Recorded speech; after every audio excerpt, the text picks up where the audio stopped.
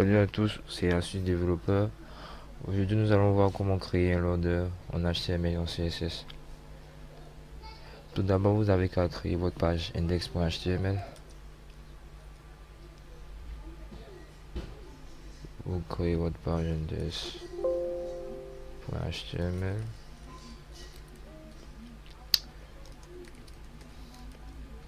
Créer un loader. Les loaders, pour ceux qui n'ont aucune idée de ce que c'est, ce sont des chargements. Aujourd'hui, nous allons voir comment créer un chargement en forme de cercle. Je peux bien préciser, un chargement en forme de cercle. Et vous n'avez qu'à faire votre div loader comme ça. Vous pouvez avoir plusieurs méthodes. Il y a des méthodes où on vous dira par exemple de faire deux divs parce que il y aura une div pour le sec et une div pour le deuxième sec qui tournera dans le sec. Donc pour ça, moi ce que je vais faire aujourd'hui c'est montrer une méthode plus efficace qui consistera à faire une seule div mais qui générera le sec, les deux secs en même temps. On va dans le CSS, votre ID loader.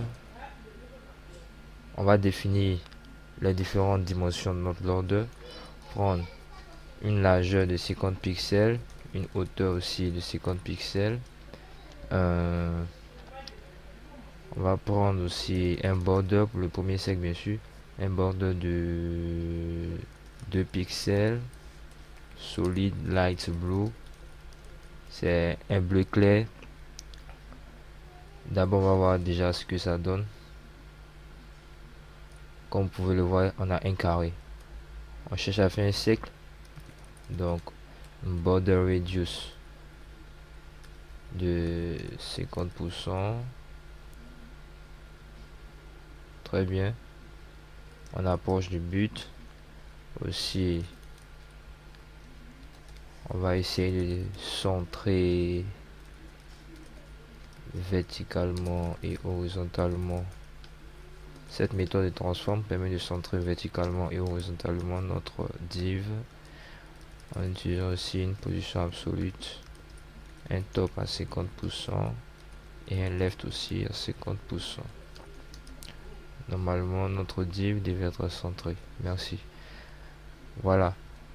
C'est notre premier cercle. Pour ajouter le deuxième cercle, comme je l'ai dit tout au début, on n'a fait qu'une seule div. Donc, on va mettre un border top qui dira, le border top se placera juste ici. Le border top c'est ici. Le border top de 2 pixels solide. Pour plus voir le border top, on va mettre un bleu foncé. Comme vous pouvez le voir, le voilà. Le border top fait 2 pixels.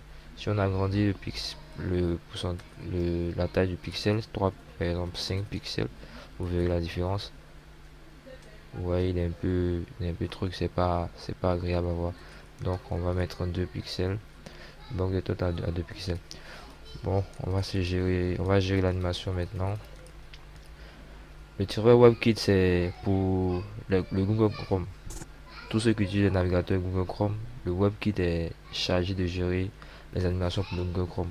Si vous voulez que votre animation passe seulement sur, c'est-à-dire pas seulement sur Google Chrome, vous utilisez WebKit pour l'animation.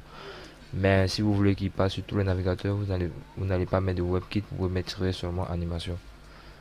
Donc WebKit animation,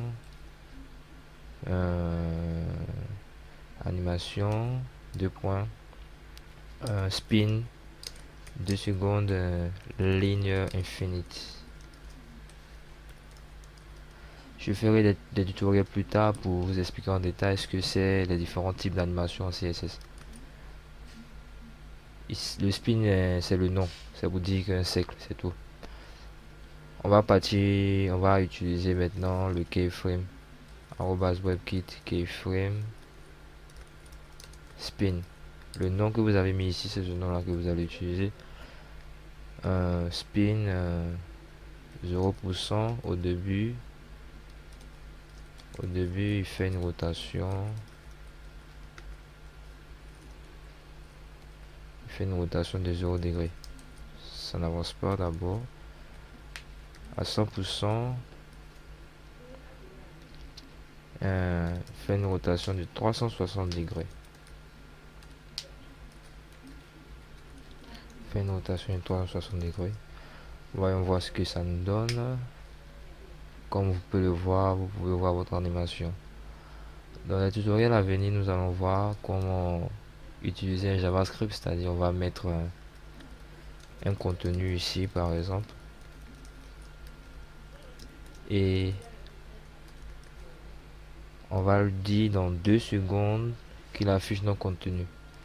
Ça c'est pour le tutoriel à venir. Merci d'avoir suivi ce tutoriel, j'espère que cela vous servira. À la prochaine.